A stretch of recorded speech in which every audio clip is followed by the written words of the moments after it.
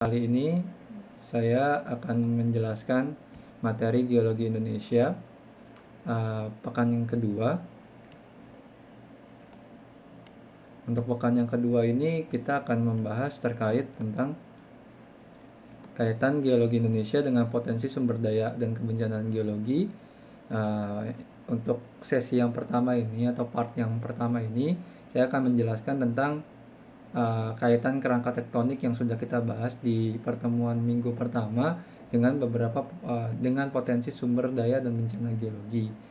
Nah, untuk sumber dayanya itu terdiri dari migas, panas bumi, mineral, batu bara, dan geowisata. Sedangkan untuk bencana geologinya yang akan dibahas adalah dari segi gempa bumi, tsunami, longsor, dan banjir bandang.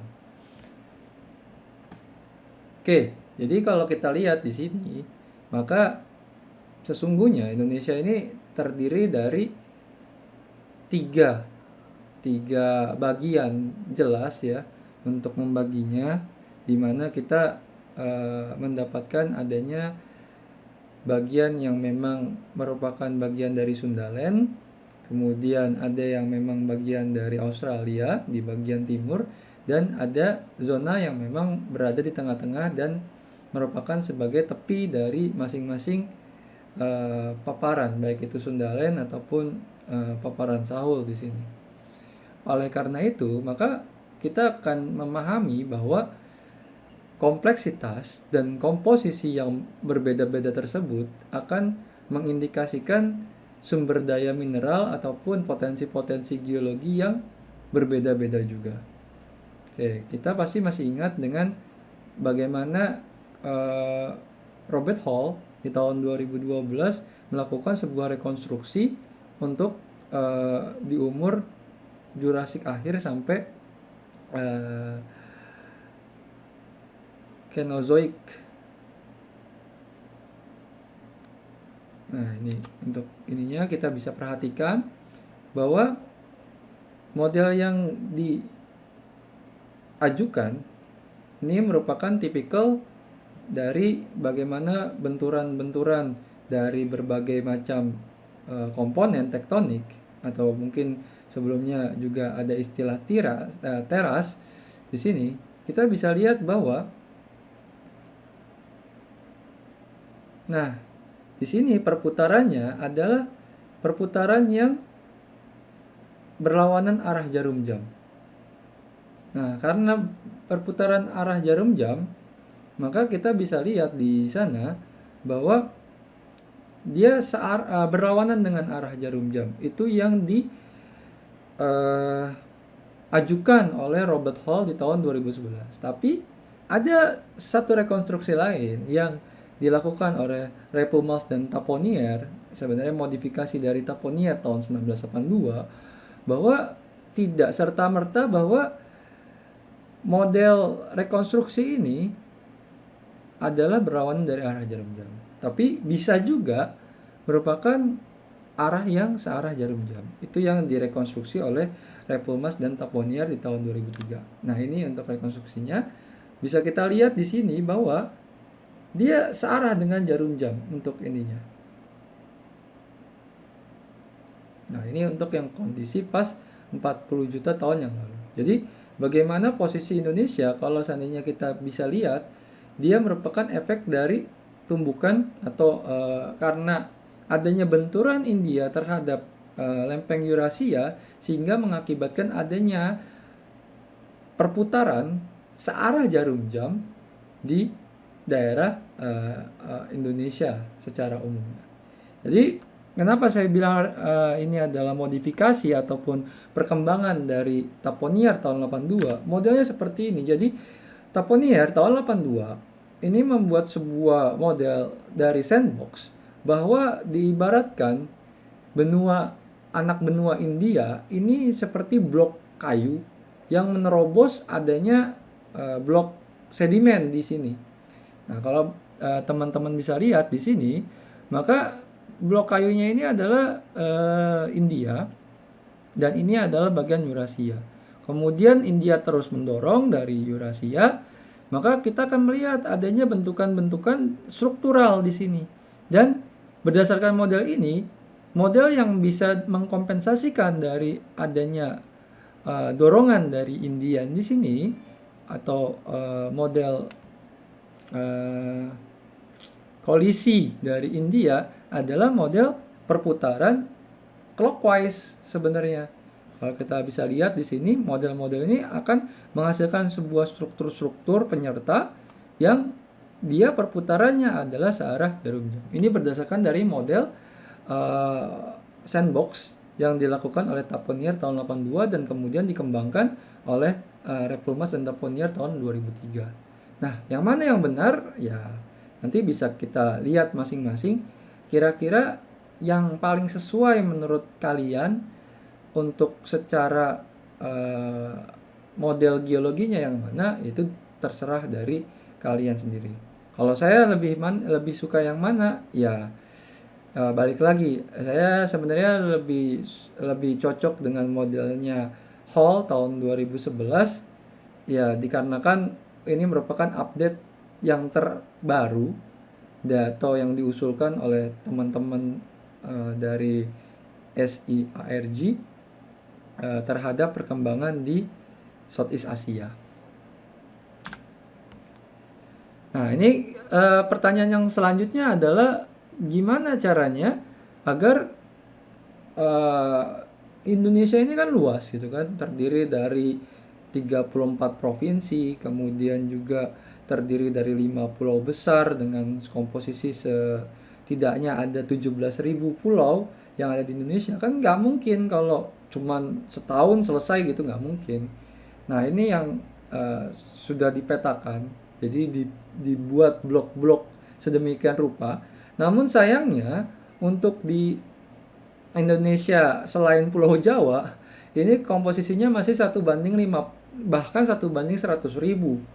Sedangkan untuk yang di Pulau Jawa, seingat saya sudah 1:50.000 minimal. Bahkan ada yang sudah 1:25.000. Ya, memang harus dimaklumi karena memang untuk di luar Pulau Jawa ini tantangannya sangat berat, sehingga tidak mungkin kalau memetakan secara detail sampai 1:25.000. Itu perlu beberapa tahun lagi untuk melengkapi hal tersebut. Tapi setidaknya kita sudah punya minimal 1:100.000 untuk di luar Pulau Jawa. Nah, ini jadi statistik pemetaan geologi Indonesia sampai periode ketiga. Jadi seluruh pulau tuh sebenarnya sudah dipetakan. Sedangkan untuk Jawa Madura sendiri ini terdiri dari 50 lembar peta. Sedangkan luar Pulau Jawa, ya bandingkan aja, luar Pulau Jawa secara luas jauh lebih luas dibandingkan Jawa Madura, tapi ya hanya 3 kali lipatnya saja secara lembar. Artinya menunjukkan adanya sebuah gap yang perlu dikejar agar peta geologi yang dihasilkan skalanya jauh lebih kecil dibandingkan yang saat ini.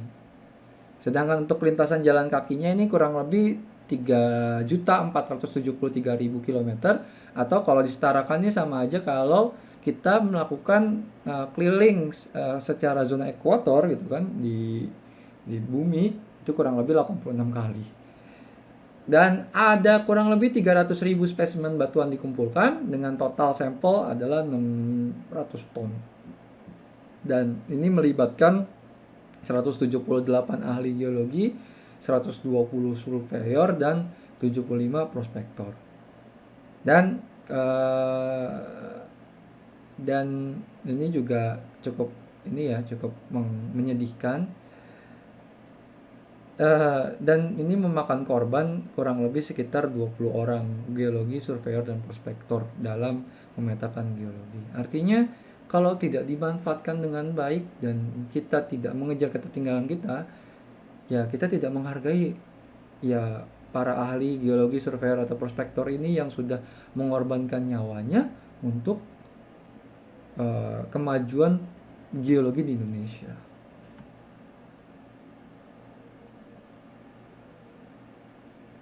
Nah, ini untuk periodenya. Jadi periode pertama ini dimulai dari zaman masih kolonial Belanda di tahun 1921 sampai tahun 68 atau mungkin awal awal pemerintahan Orde Baru pertama kali. Nah, ini dilakukan setempat-setempat tapi memang fokusnya masih di Jawa dan Sumatera. Kemudian untuk periode yang kedua dilanjutkan dari tahun 69 sampai tahun 95. Nah, ini dilakukan secara sistematik pada skala 1:100.000 untuk wilayah Pulau Jawa, dan sepertinya typo juga untuk yang di luar Pulau Jawa itu adalah sekitar 1:250.000. Dan di tahun periode ketiga antara tahun 96 sampai tahun 2008 ini mulai dimanfaatkannya ada teknologi penginderaan jauh ya, karena kan memang tantangan di lapangan sangat sulit kalau seandainya memang harus dipetakan secara lebih detail untuk mengejar 1:50.000 atau 1:25.000 dengan hanya memanfaatkan ya secara manual, itu cukup menyulitkan. Oleh karena itu perlu adanya bantuan penginderaan jauh atau SIG untuk Ento Inderaja dan atau SIG untuk memudahkan atau mengeluarkan atau bisa menghasilkan peta dengan skala yang lebih kecil. Nah, di periode 4 ini dari tahun 2009 sampai saat ini, nah ini mulai memanfaatkan teknologi Inderaja yang jauh lebih baik dengan memanfaatkan lidar dan lain sebagainya, sehingga menghasilkan data yang jauh lebih akurat dengan adanya perluasan atau pengecilan skala peta menjadi 1:50.000. Bahkan ada yang 1:25.000 di beberapa lokasi. Nah, ini perbandingan.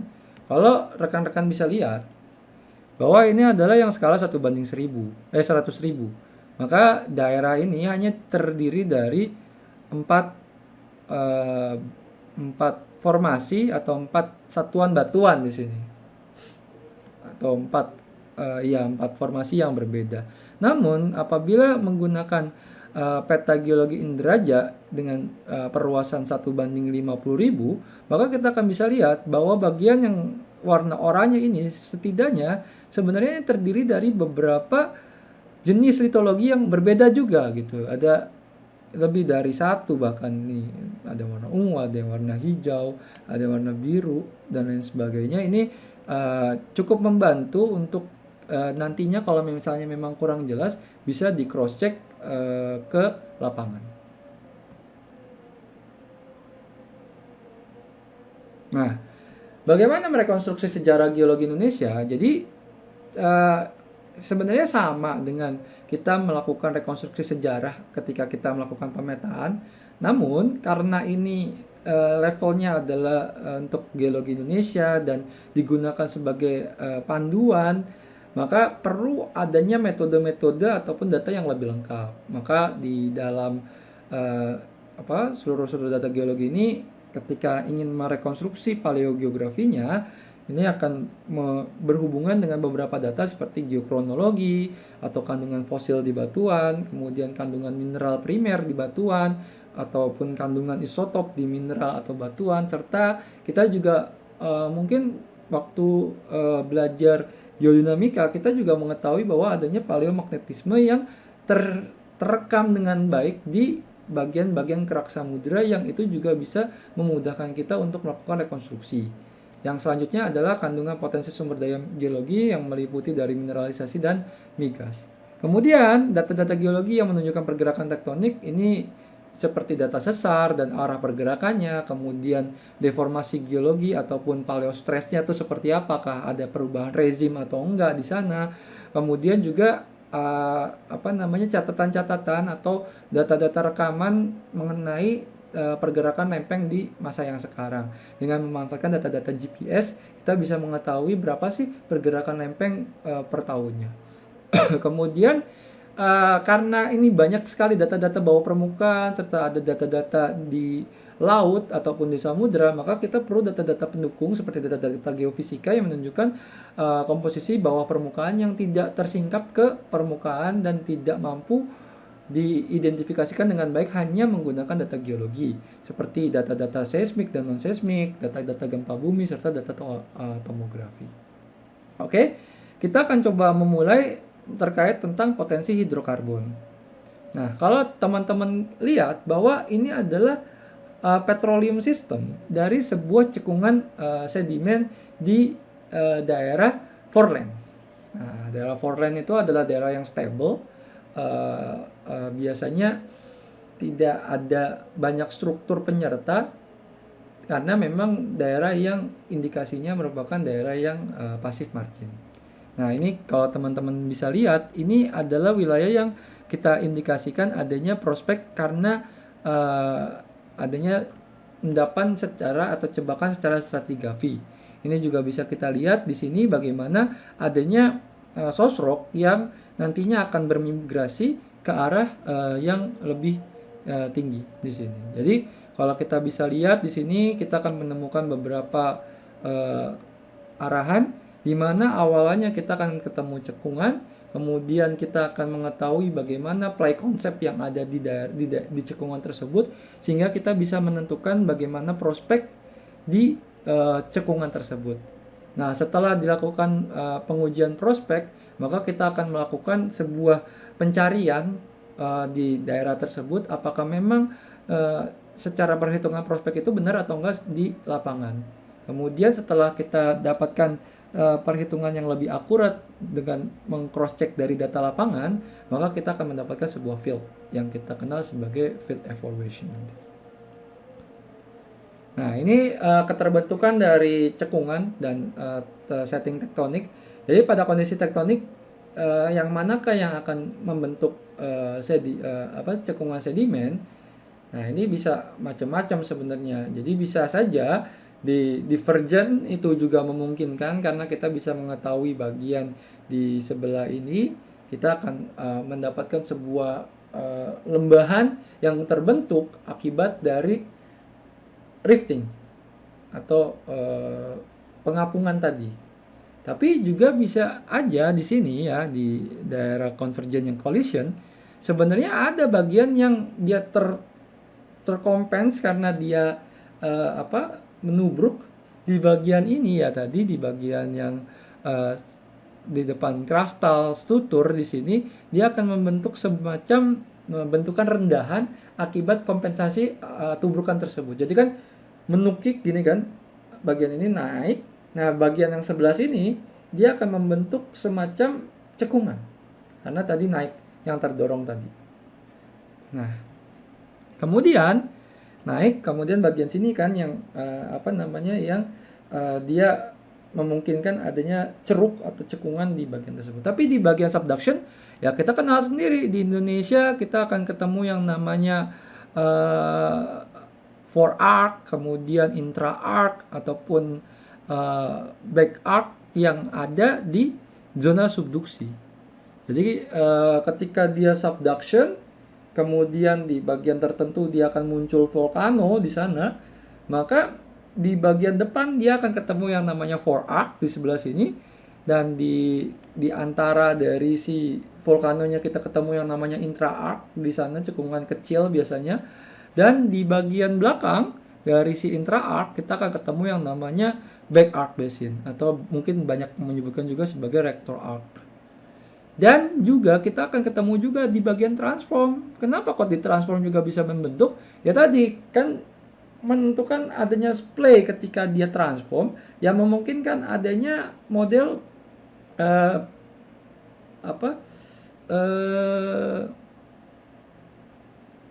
bentukan-bentukan